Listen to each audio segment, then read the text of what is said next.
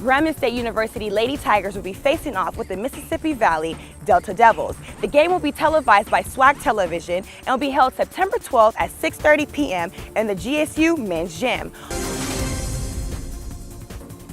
It's homecoming time once again, Grand Fam, and I am K.Lenore Jean-Baptiste with your homecoming rundown. Wednesday, October 17th will be the Student Talent Show at 7 p.m. in the T.H. Harris Auditorium.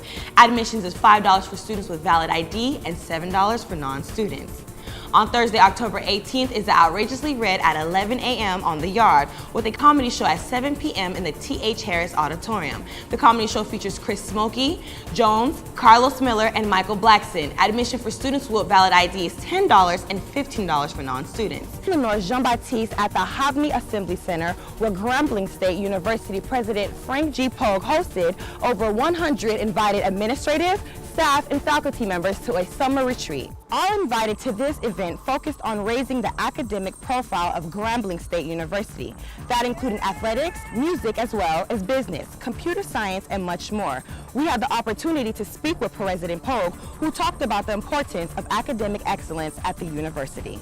This is the third annual university-wide retreat. With GSU TV, I'm K.Lenore Jean-Baptiste. Grambling State University mourns the loss of one of their own after Jamal Brown, a freshman from Las Vegas, passed away last Thursday. Jamal was playing basketball in the Intramural Center located in Grambling State University, where he told his friends he was suffering from breathing problems. Jamal was rushed to Ruston's Northeastern Louisiana Medical Center, where he was treated in intensive care until he passed away 10 a.m. that morning. Grambling State University Student Government Association will honor Jamal and Shelly, another student that passed away this past summer.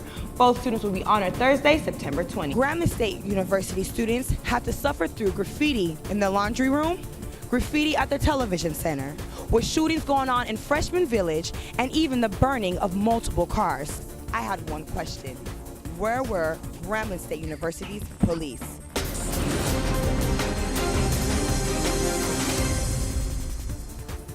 I'm K.Lenore Jean-Baptiste with GSU TV. Tropical Storm Isaac is currently being tracked in the Gulf of Mexico and is expected to turn into Hurricane Isaac once it makes landfall in New Orleans this week, the same time period as Hurricane Katrina many years ago. After speaking to Police Chief Michael Storr, who stated in the event of an evacuation, Grambling State University students are encouraged to come to the Frederick C. Hobney Center for shelter. Governor Bobby Jindal has stated that the hurricane will affect over 15 parishes in the state of Louisiana. Tune into your campus's closed circuit channel 12 for GSU TV. We will keep you updated on Wednesday at noon for more information on Hurricane Isaac. With GSU TV, I'm K.Lenore Jean-Baptiste. In 2009, African Americans comprised 14% of the U.S. population, but accounted for 44% of all new HIV infections. African Americans are the racial ethnic group most affected by HIV. 85% of African American women with HIV and AIDS contracted it through heterosexual sex. So know your status. Get tested. Because you're worth it.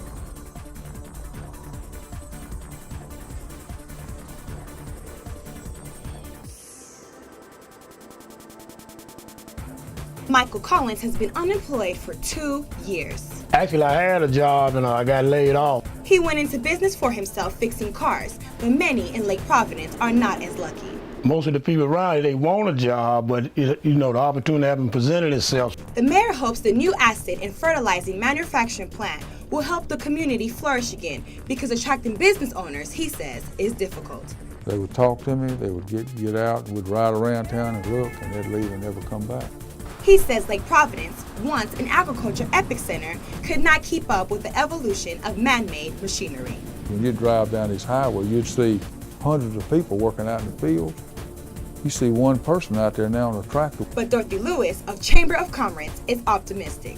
It took years for Lake Providence to deteriorate, so it's going to take some years to come back. It's a very proud moment.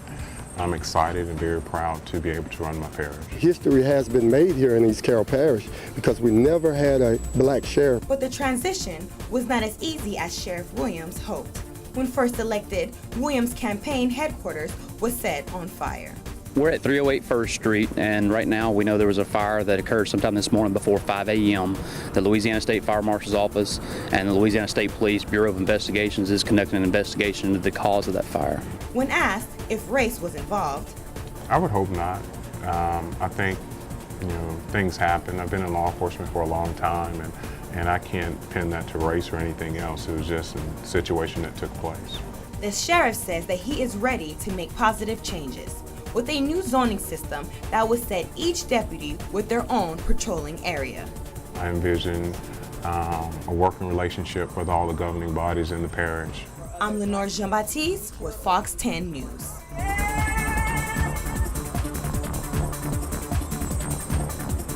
I'm Lenore Jean-Baptiste with GSU TV, and today we are in Duboc, Louisiana, celebrating the reunion of the Hopewell Elementary and High School. The elementary was founded in the 1920s, and the high school was founded in 1965 to 1970, ending the year of integration, causing a lot of the students' documents to be lost.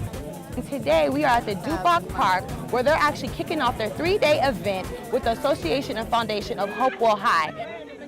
My name is Deneen Stringfellow, and I'm a graduate of Hopewell High School, class of 1968. Hopewell High School was,